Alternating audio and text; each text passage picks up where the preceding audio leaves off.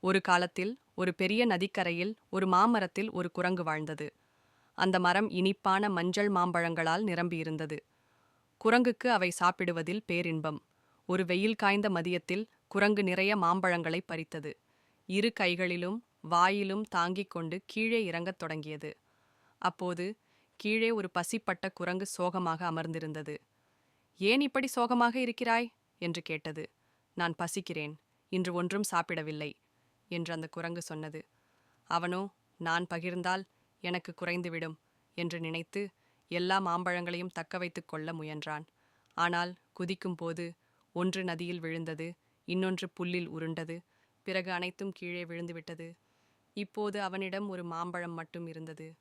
பசிப்பட்ட குரங்கு சிரித்தபடி, "கவலைப்படாதே, இதை நாம் இருவரும் பகிர்ந்து சாப்பிடலாம்" என்றது.